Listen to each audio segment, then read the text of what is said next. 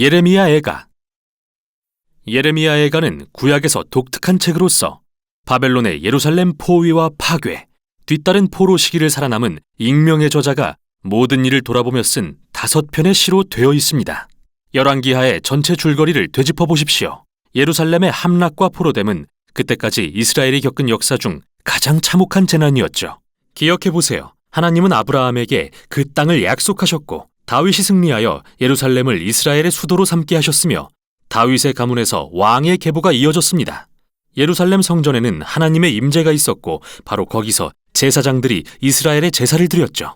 그러나 500년의 이러한 역사가 지난 후 주전 587년 여름 예루살렘은 바벨론에게 무너지는데 도시가 전멸되어 사라지고 맙니다. 예레미야 애가는 이러한 재난 이후 이스라엘 사람들이 겪은 고통과 혼란에 대해 쓴 추모시입니다. 애가 형식의 시는 성경에서 특이한 게 아닌데요. 시편에도 여러 편의 애가가 담겨 있죠. 성경에서 이러한 애가는 여러 가지 역할을 갖고 있습니다. 애가는 항변의 한 형태입니다. 하나님을 포함한 모든 이의 주의를 끌어 이 세상에서 일어나는 끔찍한 일들이 용인되어서는 안 된다고 항변하죠. 애가는 감정을 처리하는 방법입니다. 애가를 통해 하나님의 백성은 죄와 이기심이 야기한 파멸에 대해 분노와 실망을 쏟아놓기도 하죠. 그리고 애가는 혼란을 표출하는 공간입니다. 고통은 우리로 하여금 하나님의 성품과 약속에 대해 질문하도록 하는데 성경은 그 어느 것도 무시하지 않죠. 오히려 그 반대로 인간의 고통에 신성한 의미를 부여하죠. 하나님께 비탄을 전하는 인간의 표현이 이제는 그의 백성을 향한 하나님의 말씀의 일부가 됩니다. 이 5편의 시는 매우 의도적으로 구성되었는데 이게 이 책의 메시지이기도 합니다. 1장에서 4장은 아크로스틱, 즉 알파벳 시라고 불리는데 각 시구가 22개의 철자로 이루어진 히브리어 알파벳 순서대로 시작됩니다. 이렇듯 질서정연한 순차적 구조는 애가가 다루는 고통의 무질서와 혼란스러운 비탄과 극명한 대조를 이룹니다. 마치 이스라엘의 고통을 하나에서 10까지 다루면서 말로 표현할 수 없는 부분까지 표현하려고 시도하는 것 같죠.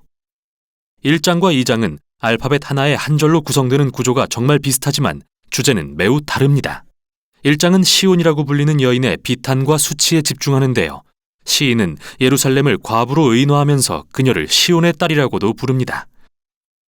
그녀가 홀로 앉아 사랑하는 사람들을 잃고 비탄에 빠져 있지만 아무도 위로하러 오지 않죠. 아주 강력한 은유입니다. 그리고 여인은 입을 열어 주님께 자신의 괴로움에 주목해 주시라고 간청합니다. 이러한 모습을 통해 시인은 도시의 파괴가 이스라엘 사람들에게 트라우마 수준의 충격을 가져왔고 그것은 장례식이나 사랑하는 이의 죽음을 경험하는 것으로밖에 표현할 길이 없다고 보았죠. 2장은 예루살렘의 멸망에 초점을 맞추며 이스라엘의 죄가 어떻게 하나님의 진노의 결과로 이어졌는지 집중하는데 이게 바로 이 시의 핵심어입니다. 여기서 중요하게 기억할 것은 성경에 나오는 하나님의 진노는 충동적이거나 변덕스러운 게 아니라는 겁니다. 성경을 쓴 시인과 선지자들은 하나님의 공의에 대해 말하기 위해 이 단어를 사용합니다. 이스라엘은 하나님과 언약 관계를 맺었지만 수세기 동안 이방 신들을 숭배하고 불의를 저지르며 가난한 자들을 억압함으로써 언약을 어겼죠. 물론 하나님은 노하기를 더디하십니다. 그러나 인간의 악에 대해 노하시면 반드시 징벌로 그의 공의를 행하시는 분입니다. 예루살렘의 경우 바벨론이 그들을 정복하도록 허락하신 것이 그 예죠. 이렇게 이 시는 하나님의 진노가 정당하다는 것을 인정하고 있습니다. 그러나 이것이 시인으로 하여금 애통해하며 하나님께 다시 한번 긍휼을 구하는 것을 막지는 못합니다. 3장은 앞부분과 달리 알파벳 하나당 3절로 구성됩니다. 그래서 이 책에서 가장 긴 시이죠. 그리고 화자는 자신의 고통과 비탄을 말하는 외로운 남성으로서 그는 백성 전체를 대표합니다. 재미있는 것은 이 장이 구약의 다른 부분에서 인용한 언어들로 가득 차 있다는 점으로서 욥의 탄식부터 시작해서 시편의 주요 애가들 그리고 심지어 이사야서의 고통받는 종의 노래도 인용합니다. 시인은 이 장에서 말한 것처럼 그의 고난을 하나님의 공의의 실현으로 보지만 역설적으로 이것이 시인에게 소망을 줍니다. 그리고 이 부분이 이 책에서 유일하게 소망의 언어가 쓰인 곳이죠. 주님의 언약의 신실함으로 인해 우리가 진멸되지 않고 그의 자비는 무궁하시며 아침마다 새로우니 그 신실하심이 큽니다. 그래서 나는 말합니다. 주는 나의 기업이시니 내가 그를 바라리라. 시인은 이렇게 추론하죠. 하나님이 인간의 악에 대해 한결같이 공의를 행하시는 분이라면 그분의 언약도 한결같이 지키시어 죄가 그들의 최종 심판이 되지 않게 하실 것이다. 그래서 이 시인에게 하나님의 심판은 곧 소망의 모판과 같습니다. 4장은 1, 2장의 구조로 다시 돌아가서 2년간의 예루살렘 포위에 대해 생생하고 충격적으로 묘사합니다. 그리고 과거의 예루살렘이 이제는 얼마나 끔찍한 포위 상태로 전락했는지 대조합니다.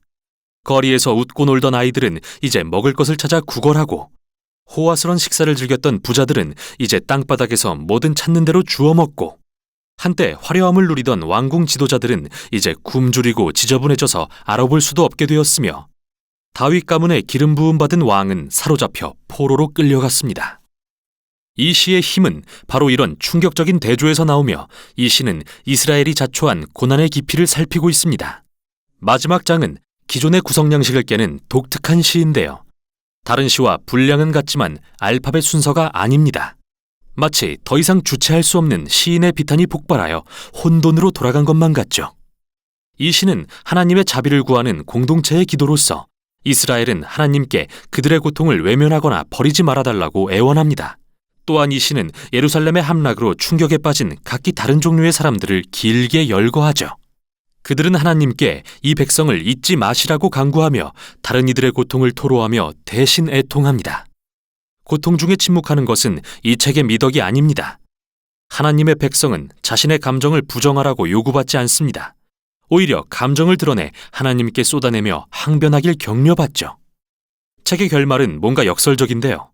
시인은 하나님이 이 세상의 영원하신 왕이심을 인정하면서도 이스라엘의 상황이 마치 하나님이 안 계신 것처럼 느끼게 한다고 고백하죠. 책의 마지막 문구는 이러한 긴장을 전혀 풀지 않은 채 남겨둡니다. 주께서 우리를 아주 버리셨습니까? 이렇게 물으며 책은 끝나죠. 시인은 멋지고 깔끔한 결론을 제시하지 않습니다. 마치 우리가 겪는 상처와 고통의 경험처럼 말이죠. 성경의 이야기가 여기서 끝나진 않습니다. 대신 이 귀중한 책은 애통과 비탄의 기도가 깨어진 세상에 사는 하나님의 백성의 믿음의 여정에서 얼마나 중요한 부분인지를 보여줍니다. 이것이 바로 예레미야 애가가 전하는 내용입니다.